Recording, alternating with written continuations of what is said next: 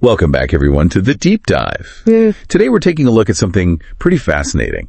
We're going to be talking about large language models, LLMs for short, and they're kind of known for being able to do some really impressive reasoning, almost like human level thinking, Yeah, definitely. And I think for those of you out there who are just starting to get into AI and machine learning, it's easy to see these LLMs and think, wow, these things are kind of like magic, right? When they're tackling these tough problems, how deep are they actually going with their thinking? Right, exactly. So that leads to the big question we're trying to answer today.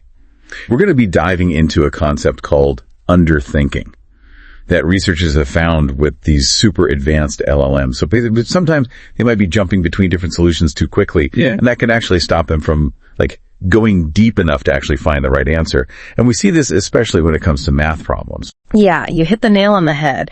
We're basing our deep dive today on a research paper that really gets into this whole underthinking thing. And what we're going to do is we're going to break down what it actually is, how the researchers observed and measured it, and we'll even look at a potential solution they came up with called TIP. That stands for Thought Switching Penalty. And we're going to try and explain all of this stuff in a way that anyone can understand, whether you're just getting started with AI and ML, or if you've got some solid experience under your belt. Okay, I like it. So let's jump right in, shall we? What exactly are we talking about when we say underthinking? Okay, so underthinking, as it's defined in this paper, it's basically the tendency of these LLMs to switch between different ways of thinking, they call them thoughts, but without really exploring a single approach enough to see if it could actually lead to a solution. So it's kind of like, imagine a student working on a really tough math problem, right? And they keep trying different formulas or tricks, but they only spend a little bit of time on each one. They never really stick with one long enough to see if it could actually be the answer. I get it. So they're kind of like jumping around too much, not really giving any one idea enough time to develop. It's like they're skimming the surface without diving deep on. Yeah, exactly. And they notice that this happens a lot, especially when you're dealing with those really challenging math problems. In fact, to illustrate this, the researchers, they included a visual in their paper. It's figure 1, and it shows how these O1-like models, specifically QWQ32B preview and DeepSeek R1671B, how they performed on a pretty hard math test called AME 2024. And what's interesting is that when these models got an answer wrong, their answers were way longer and they had a lot more switches between those different problem-solving strategies. That's interesting. It seems kind of counterintuitive, right? You'd think that more effort, more thinking would lead to a better outcome. But here, it's the opposite. Right. It's like they're overthinking it in a way, but not in a good way. And when they looked at more, let's say, conventional LLMs like QuinnMath 72B and Llama 3.370B, they didn't see this big difference in the length of the answer or the number of switches between right and wrong answers. So it seems like this behavior is really specific to these O1-like models. Okay, so they're not just looking at this one AIM test, right? There are other problem sets they looked at, too. Yeah, they looked at a couple others. So there's Math 500, which is basically a bunch of really tough high school math competition problems. And then there's GPQA Diamond, which is all about graduate level science questions. So they're really pushing these models to their limits with some really complex stuff. Now, when they talk about these O1-like models with those long chains of thought, which specific models are they looking at? Primarily, they're focused on QWQ32B preview and DeepSeek R1671B. And the reason for that is because these models are known for producing these very detailed step-by-step explanations. So it makes it easier to actually see these thought switches happening, They also looked a bit at DeepSeek R1 preview to see how this thought-switching behavior might have evolved. Gotcha. Okay, so within these long chains of thought, they're switching between these reasoning thoughts. How are those actually defined in the paper? Right. So that's an important question. They define these reasoning thoughts as the steps the model takes as it's working towards a solution. And a lot of times you can actually see these switches happening because the model will use certain phrases like alternatively or something similar to show that it's moving to a different approach. And they actually have a really good example of this in figure 2. It's this response from QWQ32B preview to a single math problem. And get this. The model uses 25 different reasoning thoughts in that one answer. Whoa, 25. That sounds so all over the place. It really is. Okay, so we know they switch a lot. Yeah. Especially when they're wrong and when the problems are difficult. But how do we know they're actually underthinking? Giving up on good ideas too soon? Maybe they're just trying different things because they don't really understand the problem. Yeah, that's a really good point. So to figure this out, they tried to see if those abandoned thoughts could have actually led to the right answer. They used other LLMs, specifically fine-tuned or distilled versions of DeepSeek R1671B. And these models were kind of like judges. They would take a single thought from an incorrect response, look at the problem, the right answer, and then decide if that thought was on the right track. Oh, so they use one set of LLMs to solve the problems, and then another set to basically critique them step by step. That's pretty smart. So what do they find? Were those abandoned thoughts any good? Yeah, the results are really interesting. They're shown in figure 5, and it turns out that a lot of those early thoughts, the ones that were left behind, were actually correct. The judges thought they could have worked. So it really seems like the models were giving up on good ideas too soon. They had the right idea, but they just didn't stick with it. Wow. So they weren't just failing because they didn't get it. They were failing because they were giving up too quickly. Exactly. And figure 6 goes even further. It shows that over 70% of the wrong answers actually had at least one correct thought somewhere in there. And in over half of those, more than 10% of the thoughts were judged as correct. So they're definitely capable of starting off right, but then they just lose their way. So they've got the potential, but they just lack the focus. Right. And that leads us to how they actually tried to measure this underthinking. Yeah. They came up with this score. Ah, yes, the Underthinking score. How does that work? Yeah. So they call it the Underthinking score, and it's written as AQT.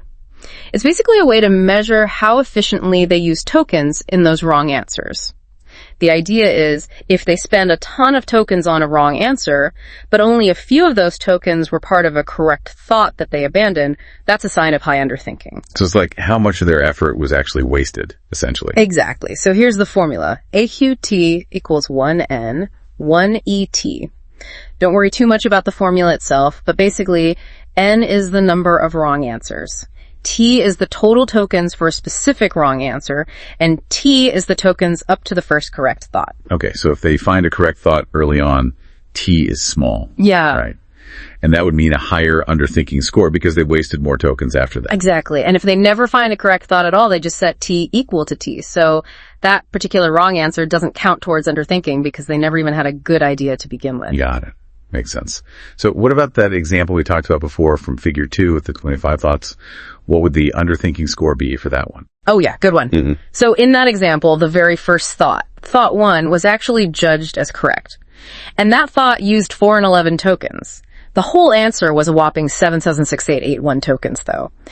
So when you plug those numbers into the formula, you get an underthinking score of about 0.946.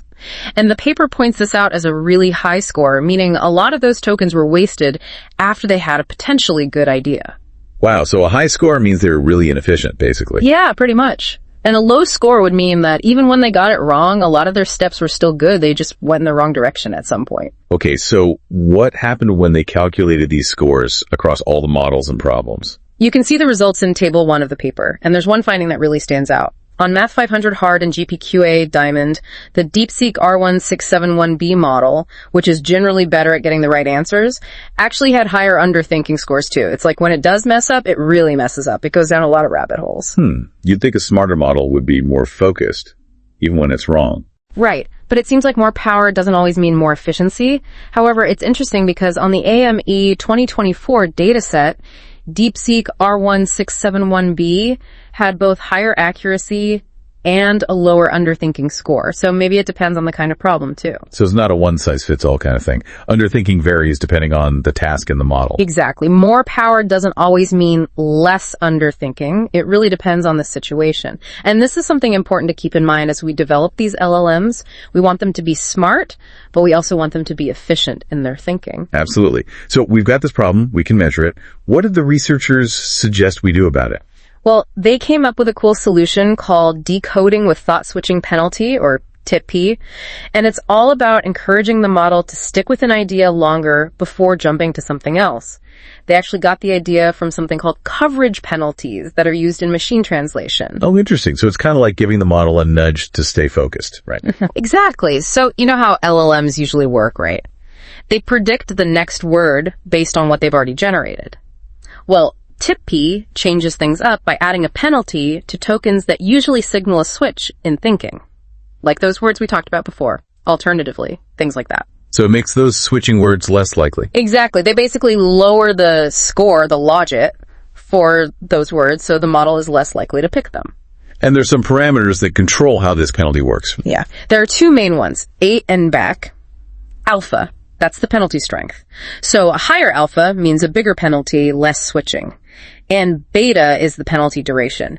It basically controls how long the penalty lasts after the start of a new thought. So a bigger beta means the penalty stays active for longer, making the model less likely to switch early on. So they can fine-tune how much they want to discourage switching. Right. They want to find the right balance, encourage deeper thinking, but not prevent the model from considering other options if it really needs to. Did they actually test this TIP method? How did it affect the models? They did. They tested it on QWQ32B preview across all three of those hard data sets.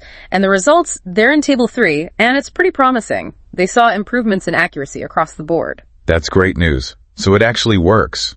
What about the underthinking itself? Did it get better? Yeah, definitely. When they used TIP-P, they found that the number of switches went down and the average length of each thought went up. So the models were sticking with their ideas longer, just like they wanted. There's a great example from the AME 2024 dataset. The average number of switches dropped from 13.8 to just 5.7, and the average length of each thought went from 580 tokens to over 940. Wow, that's a huge difference. It seems like TIP is really helping them focus. The paper also mentioned that they tried using prompts to encourage thinking persistence. How did that compare to TIP? Yeah, they tried that too. They basically told the model to finish its ideas, not give up, and try to solve the problem in one continuous thought. But it turns out prompting alone wasn't enough. It helped a little bit, but not as much as TIP. You can see the difference in Table 3. So directly penalizing the switching is more effective than just telling them to focus. Exactly. And they suggest that maybe in the future, we could combine prompting with TIP. Like the prompt could give high-level guidance, and then TIP could make sure they stick with their thoughts at the, word-by-word level. Interesting. What about combining TIP with other techniques like self-consistency and laconic decoding? Yeah, they looked at that too. Table 4 shows the results, and again, it's good news. Adding TIP made things even better, even when they were already using these other techniques. For example, with QWQ32B preview and self-consistency, accuracy went up and underthinking went down. And the same thing happened with laconic decoding in other models like R1 Distill Q32B. So it seems like TIP can be a really useful tool to add to our toolbox, especially when combined with other strategies. Yeah, for sure. It's easy to implement, it works with existing models, and it makes them more accurate. And it can work together with other techniques too. This has been a really fascinating dive into how these LLMs think and how sometimes they need a little help to really think things through. It makes you wonder if we humans might have similar tendencies, Absolutely. I think it's a great point. Think about it. How often do we jump between different ideas or approaches without really giving any of them a fair shot? Maybe we could all benefit from a little thought-switching penalty in our own lives, huh? Something to ponder. But anyway, thanks for joining us on this deep dive. We hope you learned something new, and we encourage you to keep exploring this exciting world of AI and machine learning. There's always something new to discover.